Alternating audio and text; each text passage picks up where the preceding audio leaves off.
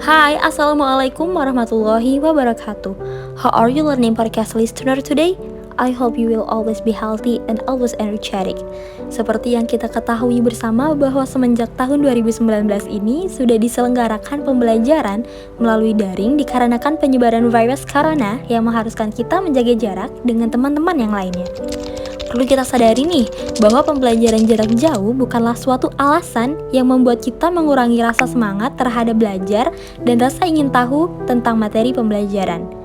Bahkan dengan diadakannya pembelajaran daring ini, teman-teman bisa tahu dan merasakan metode pembelajaran baru yang belum pernah dirasakan sebelum pembelajaran daring ini berlangsung. Ya, salah satunya adalah belajar melalui podcast. Previous introduce, my name is Tasara Agustiningrum. I am a student of the Ahmad Dahlan University from the English Education Study Program. In this podcast, I will make a discussion about the English learning material by the title Procedure Text. Surely listeners of this podcast are familiar with the word procedure text, because the word procedure text without us realizing it always appears in English learning. Of course, usually we meet it a lot in food recipe book and behind food wrappers. Both the procedure text material this time I took from Basic Competencies 3.2 and 4.2, which will explain in detail definition of procedure text, purpose of procedure text, generic structure, and other procedure text. Sebelumnya adik-adik apakah pernah dengar penjelasan tentang prosedur teks? Nah, pernahkah kalian mengikuti suatu tutorial, misalnya cara mudah belajar grammar bahasa Inggris? Hal yang berhubungan dengan langkah-langkah dalam mengerjakan sesuatu merupakan contoh dari prosedur teks. Lain halnya seperti teks deskriptif yang menjelaskan suatu secara spesifik. Dapat disimpulkan bahwa penjelasan dari prosedur teks ini adalah teks yang berisikan perintah atau langkah-langkah dalam mengerjakan sesuatu. Dengan kata lain, prosedur teks ini dibuat untuk memberi gambaran bagaimana sesuatu dilakukan melalui langkah-langkah yang berurutan. Dari judul prosedur teks ini sangatlah mudah dikenali kawan-kawan. Biasanya diawali dengan kata how to. Misalnya, how to learn English quickly atau how to learn a conversation in English, dan masih banyak contoh lainnya yang bisa di-creating menjadi how to yang lainnya.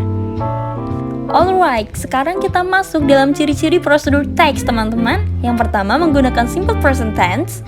Yang kedua menggunakan imperative sentence atau kalimat perintah, contohnya seperti eat the spoon, cook with Lohit, dan lain-lain. Kemudian menggunakan action verb seperti add, put, and turned. Kemudian menggunakan numbering seperti first, second, third, dan lain sebagainya. Biasanya numbering ini kita temui di awal kalimat dalam prosedur text. Kemudian menggunakan conjunction atau kata penghubung seperti next, then, while, dan lain-lain. Kemudian menggunakan adverb atau keterangan seperti correctly, carefully, slowly, dan lain-lain. Tujuannya untuk memperjelas tahapan yang kita lalui dalam prosedur teks tersebut. Di dalam prosedur teks ini dibagi beberapa jenis-jenis prosedur teks. Yang pertama, prosedur teks yang memaparkan cara menggunakan sesuatu. Contohnya seperti how to use camera atau how to use rice cooker. Dan bisa di-creating menjadi how to use lainnya yang menunjukkan untuk menggunakan sesuatu. Kemudian prosedur teks yang memberikan instruksi dalam melakukan kegiatan tertentu. Misalnya how to play guitar or how to make a brownies, dan lain-lain. Kemudian yang terakhir, prosedur teks yang berkaitan dengan kiat-kiat menjalankan hidup. Misalnya, how to be successful in life atau how to make yourself happy, dan lain-lain. Nah, yang perlu kita ketahui juga dalam prosedur teks adalah struktur prosedur teks tersebut. Yang pertama ada goal atau aim yang berisikan maksud dan tujuan dari prosedur teks yang terkait. Nah, pembuatan prosedur teks tersebut maksudnya untuk apa sih gitu kan? Dapat kita kelompokkan dalam jenis-jenis yang kita bahas sebelumnya. Kemudian materials. Materials ini berisikan bahan-bahan yang diperlukan untuk melakukan tahapan suatu prosedur teks. Kemudian ada step. Step ini daftar langkah yang berurutan untuk menyelesaikan tahapan prosedur teks. Yang terakhir ada result, hasil dari langkah-langkah yang telah dilakukan dalam prosedur teks. Nah, di sini ada contoh prosedur teks dalam jenis menginstruksikan sesuatu. Nah, di sini contohnya membuat toast. Dijelaskan ingredients-nya, yaitu dalamnya ada materials, kemudian prosedurnya, dan voila, jadilah resultnya how to make a toast. Seperti itu. Alright, cukup sekian materi prosedur teks dari saya, Tesana Agustiningrum. Semoga dapat bermanfaat.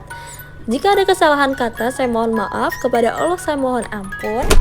Oke, goodbye, good luck, and so long. Jangan lupa jaga kesehatan. Wassalamualaikum warahmatullahi wabarakatuh.